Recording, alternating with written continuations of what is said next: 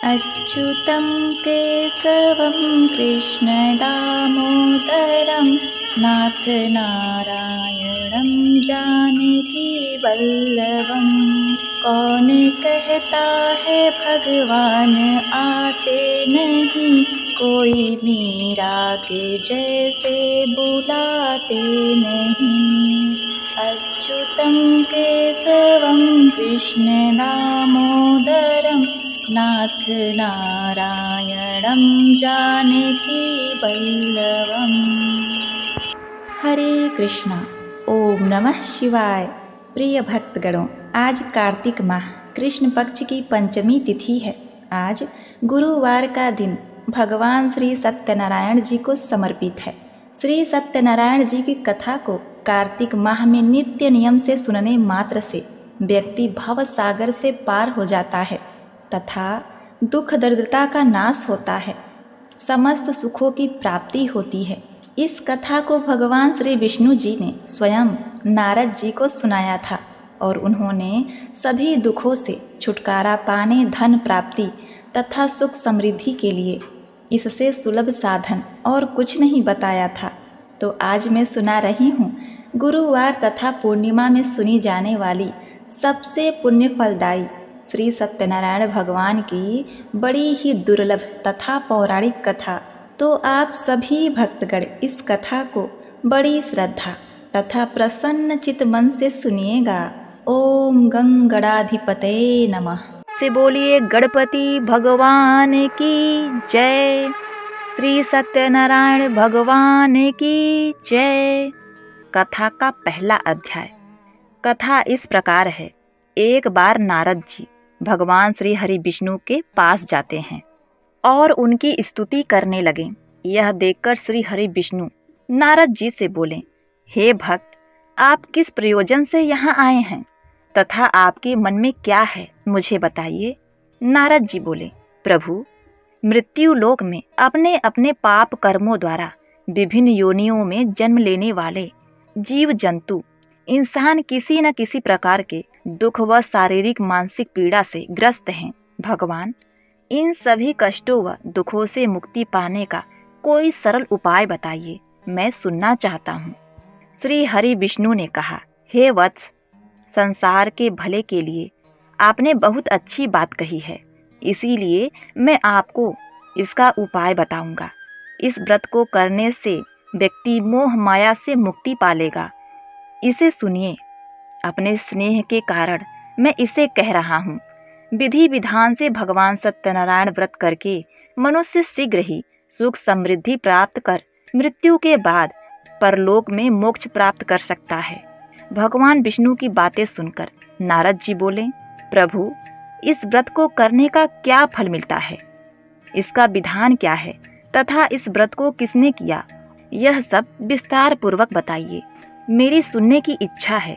श्री हरि विष्णु ने कहा, यह सत्यनारायण व्रत दुख, शारीरिक मानसिक शोक आदि का शमन करने वाला है। वह धन्य धान की वृद्धि करता है, सौभाग्य अखंड करता है और संतान प्राप्ति के लिए किया जाता है। भक्ति और श्रद्धा से बंधु बांधवों के साथ धर्म पर तत्पर होकर भगवान सत्यनारायण की पूजा आराधना करें। नए वैद्य में उच्च कोटि के भोजन पदार्थ सवाई मात्रा में अर्पित करना चाहिए तथा भोग का प्रसाद बनाने के लिए केले का फल, घी, दूध, साढ़ी, गेहूं या चावल का आटा और शक्कर गुड़ लेकर इन सभी को एकत्रित करके सवाई मात्रा में भगवान को भोग लगाना चाहिए तथा पूजा के बाद सब लोगों में वितरित करना चाहिए। सत्यनारायण भगवान की कथा सुनने के बाद सामर्थ्य के अनुसार ब्राह्मणों को दक्षिणा देनी चाहिए और बंधु बांधव ब्राह्मणों को भोजन कराना चाहिए। कलयुग में यह सबसे छोटा उपाय है। सत्यनारायण व्रत दूसरा अध्याय। पूर्व काल में जिसने इस सत्यनारायण व्रत को किया था उसे भली भांति विस्तार पूर्वक कहूँगा। रमणीय काशी नामक नगर में कोई अत्यंत निर्धन ब्राह्मण रहा करता था। भूख और प्यास से व्याकुल होकर वह पृथ्वी पर प्रतिदिन भटकता रहता था। ब्राह्मण प्रिय भगवान ने उस दुखी ब्राह्मण को देखकर वृद्ध ब्राह्मण का रूप धारण करके उस द्विज से आदर पूर्वक पूछा, हे विप्र, प्रतिदिन अत्यंत दुखी होकर तुम किसके लिए पृथ्वी पर भ्रमण करते हो? हे द्विज श्रेष्ठ, यह बताओ, मैं सुनना चाहता हूँ। ब्राह्मण बोला, प्रभु, मैं अत्यंत दरिद्र ब्राह्मण हूँ और भिक्षा के लिए ही पृथ्वी पर घूम रहा हूँ। यदि मेरी दरिद्रता को दूर करने का कोई उपाय आप जानते हैं तो कृपया मुझे बताइए। वृद्ध ब्राह्मण बोला, हे ब्राह्मण देव, सत्यनारायण भगवान विष्णु अभीष्ट फल देने वाले हैं। हे विप्र, तुम उनका उत्तम व्रत करो, जिसे करने से मनुष्य सभी दुखों से मुक्त हो जाता है। वृद्ध ब्राह्मण रूपधारी भगवान श्री हरि वहां से अंतर ध्यान हो गए। वृद्ध ब्राह्मण ने जैसा कहा है उस व्रत को अच्छी प्रकार से वैसे ही करूंगा। यह सोचते हुए उस ब्राह्मण को रात में नींद नहीं आई। अगले दिन प्रातः काल उठकर सत्यनारायण भगवान का व्रत करूंगा, ऐसा संकल्प लेकर वह ब्राह्मण भिक्षा के लिए चल पड़ा। उस दिन ब्राह्मण को भिक्षा में बहुत सारा धन प्राप्त हुआ। उसी दिन से उसने बंधु बांधवों के साथ भगवान सत्यनारायण का व्रत किया। इस व्रत के प्रभाव से वह ज्येष्ठ ब्राह्मण सभी दुखों से मुक्त होकर समस्त संपत्तियों से संपन्न हो गया। उस दिन से लेकर प्रत्येक महीने उसने यह व्रत किया।